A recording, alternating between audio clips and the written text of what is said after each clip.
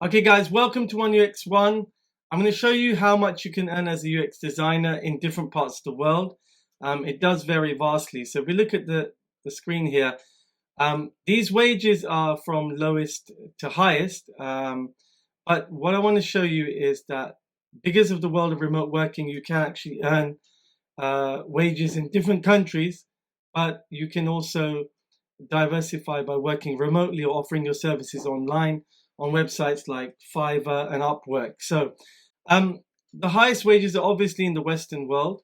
So the US is the average is about $97,000, Canada $60,000, a big difference there. The UK $62,000 or about £50,000 a year. Germany 60,000 and China's 47,000, India $21,000, Pakistan $10,000, Afghanistan almost $80,000, Australia $76,000. So it does vary a lot. But if we look at there's a difference between permanent and contracting rates. So permanent jobs have job security.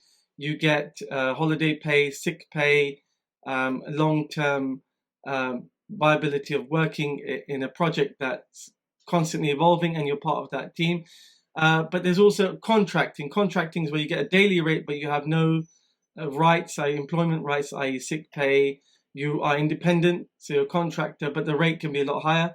The median average rate for a contractor is £425 a day, about $550 a day. So a lot more money, but then no job security. Some people prefer contracting, others prefer a permanent secure job. So really depends on yourself, what you prefer in terms of earning, whether you want to contract and keep applying for new jobs. Every time your contract ends, you have to go for interviews and then apply for the next job and keep going. And many people have done that, I know, for 20 years or longer.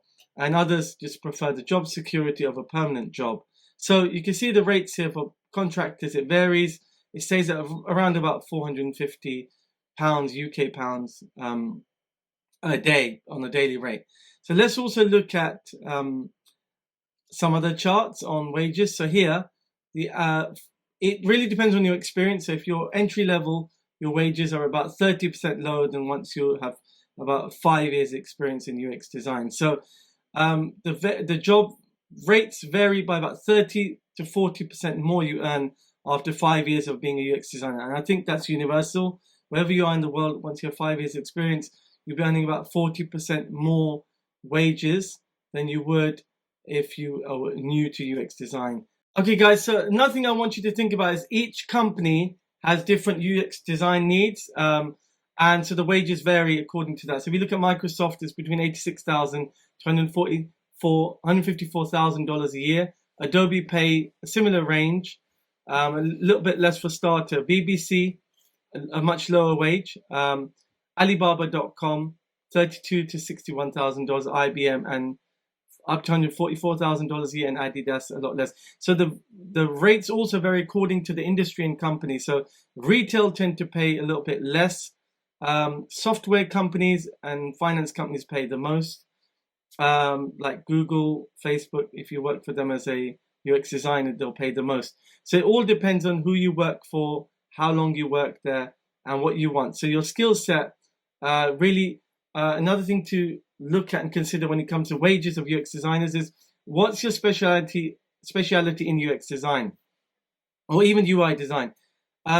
If you specialize in, say, software as a service, SaaS, do you specialize in e-commerce? Do you specialize in healthcare? Your wages vary on which industry you work in. So you need to specialize in UX design.